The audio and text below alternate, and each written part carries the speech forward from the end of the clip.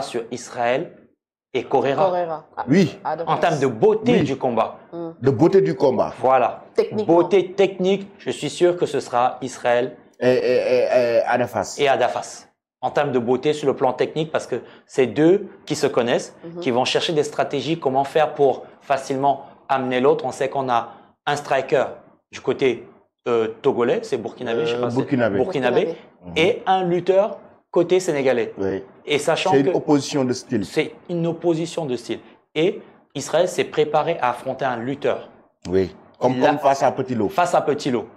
Et Adafas s'est préparé à affronter un striker. Donc, il a travaillé sur son striking. Ça, je suis sûr à 100%. Avec Lamine, c'est ce qu'ils ont fait. C'est travailler son striking. Certes, il a son point fort qui est la lutte, ses amener au sol, mais il a changé et il va changer son style de boxe. Ça, je vous le garantis. Ça peut aller au deuxième round?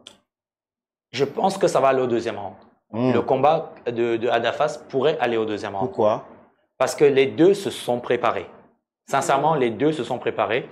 Israël connaît très bien Adafas.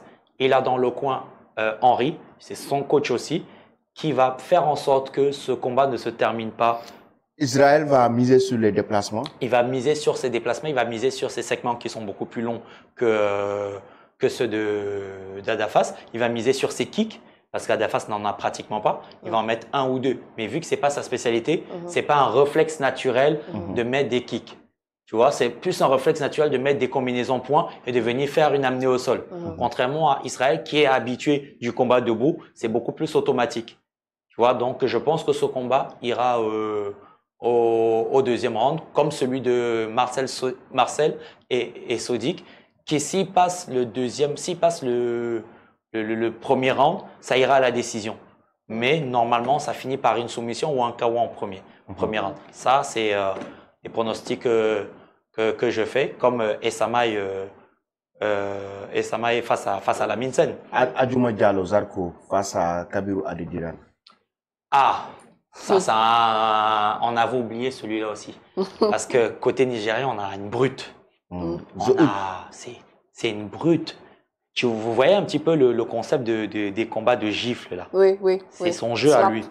Voilà, des slaps là, c'est son jeu. Donc c'est une brute. Je l'ai vu en vidéo soulever des charges comme pas possible.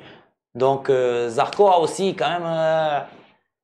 C'est pas du pain qu'il a sur la planche, c'est toute la boulangerie qu'il aura sur la planche. C'est un très très beau combat aussi qui va être très très physique, très intensif, qui sera beau à regarder, qui sera amusant, mais très beau à regarder. Très beau à regarder. Zarko quand même nous réserve quelque chose aussi. Parce que quand même, c'est un lutteur. C'est un athlète. C'est un athlète. Et il a en face de lui quelqu'un qui sort de la boxe anglaise. Donc je pense que Zarko a plus d'avantages que comment il s'appelle. Je pense que c'est Kayla qui avait dit ça ici. Ouais, Zarko a plus d'avantages. Va se terminer au premier round. Ouais, il a plus d'avantages parce que l'autre va le battre au premier round. Voilà. Il faut juste que Zarko évite de se retrouver dans l'axe de son adversaire, vu que c'est quelqu'un qui sort de la boxe anglaise, il a plus de facilité à sortir des combinaisons points. Mais par contre, Zarko, s'il arrive à casser cette distance et l'amener au sol et le maintenir au sol, il tient pas. Il tiendra pas. Il tiendra pas. Non, il peut y avoir un chaos dans ce combat entre Zarko et... Il peut y avoir un chaos, mais un chaos accidentel. Un chaos accidentel, mais une soumission au sol de Zarko, oui. C'est plus possible. Voilà, c'est plus possible. C'est beaucoup plus possible. Une soumission au sol. Ouais. Soit une soumission ou un grand end pound. Oui.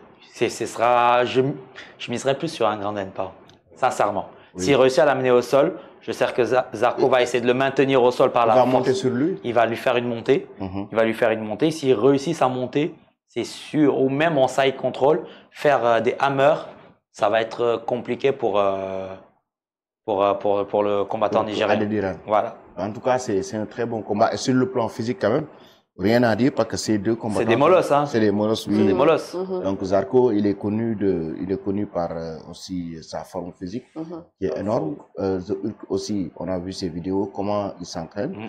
Lui aussi, c'est un vrai coriace. On va s'attendre quand même à un très bon combat. Ouais. Et la ceinture sans oublier la ceinture entre l'éléphant et le pharaon. Manzou face à Mandou. Mando, voilà. Donc, Mandou qui est beaucoup plus expérimenté que Francis. Exactement, qui est un peu plus âgé aussi. On ne sait pas si l'expérience de l'ancien face à la fougue de la jeunesse. On ne sait pas ce qui va se passer, mais c'est deux combattants qui ont une très très belle expérience, plus du côté de Mando, parce qu'il pratique depuis quand même 12 ans. Ça fait quand même 12 ans qu'il est dans le circuit. Il a participé à plusieurs événements de ce style, voire même certains d'un autre niveau. De grosses organisations. Il a un bon scoring aussi, il a un très très bon score pour 9 victoires quand même et 6 défaites. Ça sous-entend que 7 défaites, je crois. 9 victoires, ça fait quand même 16 combats. Et ça, c'est en pro. Maintenant, en amateur, ça fait beaucoup plus. Francis, qui est passé par plein de disciplines, entre le Muay Thai, le kickboxing, le K1, le MMA aujourd'hui. Et surtout, c'est chez lui. C'est lui qui a la ceinture. Il a un public à fond derrière lui, pas seulement un public, mais toute la nation qui va le suivre, qui va le porter. Et c'est un combattant qui se nourrit de l'énergie autour de lui. Vraiment, son public, c'est son énergie. Donc, je pense que c'est ça qui est un peu sa force. C'est l'entourage et le fait qu'il soit chez lui. Ça peut être aussi une pression. Hein? Non, je ne pense pas. Je ne pense pas. La pression, c'est qu'il gère bien la pression. On l'a vu en Côte d'Ivoire le 29 novembre, quand il prenait justement cette ceinture face aux Marocains. La pression, elle a très très bien géré. Le Marocain aussi venait pour en découdre avec lui. On a eu un teigneux, quelqu'un qui lâchait pas l'affaire, malgré les rafales qu'on lui envoyait. Le grand endpoint explosif et vraiment très très très puissant de Francis, il lâchait pas. Il lâchait pas. Et Mosou non plus ne lâchait pas. Il était déterminé, il a fini le nez de travers, l'œil enflé, mais il était plus prêt à repartir que le Marocain. Le Marocain a dû abandonner au 3e round. Il a dû abandonner, mais Mosou, psychologiquement, était préparé à aller au bout de ce combat-là. Et ce sera pareil avec Mandour. Et techniquement, ça va être quand même un combat avec beaucoup de technique. Très, très technique. Très technique. Très bon striker, très bon lutteur en Côte d'Ivoire. Très bon. On aura la lutte au sol normalement. Très, très bon lutteur du côté égyptien. On aura la lutte au sol normalement. Soit beaucoup de lutte au sol ou contre la cage. C'est là où justement ils vont montrer leur niveau technique. C'est le contrôle cage. Là, ça va être une épreuve de force. C'est quand même les 70 kilos. Même s'ils ne font que 70 kilos, c'est à peu près entre 90 et 110 kilos de pression. Donc, ça va être très, très intéressant. D'ailleurs, c'est pour ça qu'ils sont en main event. Il y a aussi le MMA féminin. Ah oui. On va inscrire certainement même Teneng, bah oui. Le MMA féminin entre Cynthia et... Je pensais vraiment que le Catalan allait me laisser aujourd'hui. Mais franchement, il veut m'inscrire au MMA. Bah, il faut. On te voit au basket, on te voit au foot. Il faut bien aller tester quelque chose. Justement, il y a une Sénégalaise qui veut faire du MMA. Elle s'appelle Commando. Elles sont deux, puisqu'il y a Djenaba Diallo aussi qui veut en faire. La Lyon qui veut en faire. Et il y a aussi Commando qui a battu Djenaba Diallo ce week-end. Oui. Qui veut aussi faire du MMA. Elle est catégorie. Elle, ça fait quand même pas mal de temps qu'elle travaille dessus. On a eu à faire quelques séances, elle et moi, justement, où je lui montrais un petit peu les bases du striking et des amener au sol. Parce que moi, je suis spécialisé en striking, pas en sol. J'en ai fait un petit peu chez Bouba Diallo à l'Olympic Club et chez Mantis. J'en ai fait un petit peu, j'en ai pratiqué un petit peu au Cameroun. Mais le striking, c'est ce que tu faisais voilà, avec Tafatine aussi. Exactement. Moi, je suis spécialisé vraiment dans le striking. Et Tafatine là. Ah oui, lui a pété le nez. Hein? Un tout petit peu, un tout petit peu. Mais quand même, il a décroché la victoire. Bah oui, c'était le plus après ça, non, comme on dit, en toute chose, il faut sacrifier quelque chose. J'ai sacrifié mon nez. Tu as sacrifié ton corps même. J'ai sacrifié mon corps parce que je suis tombé malade. J'étais épuisé. 140 kilos sur Tafatine, toi. c'est pas une mince affaire. Hein? Non, Tafatine, c'est... Tafatine l'a bousillé, 140 kilos sur lui. Et comment tu le vois en fait en MMA, Tafatine? Tafatine, en MMA, c'est Tafatine, il a fait une très très belle entrée. Maintenant, il y a encore beaucoup de travail à faire, mais sincèrement, beaucoup de travail. C'est un gros gabarit, c'est des automatismes à refaire pour l'amener du côté de la lutte. C'est de travailler son explosivité parce que pour son gabarit et le style qu'il avait, il est lourd. Voilà, donc du coup, on a l'impression qu'il tourne un peu au ralenti. Même s'il tourne au ralenti, c'est extrêmement puissant. Moi, j'ai fait les pattes d'ours avec lui. Je sentais l'impact de son corps vibrer dans tout mon corps, autant que Modulo, hein, pareil. J'ai eu à travailler avec les deux. Et Tafatine, c'est quelqu'un qui, sa carrière, elle est là, elle est devant lui. Elle sera pas longue, Ça, il faut être honnête. Elle ne sera pas certes longue, mais elle est là présente devant lui et il doit la saisir.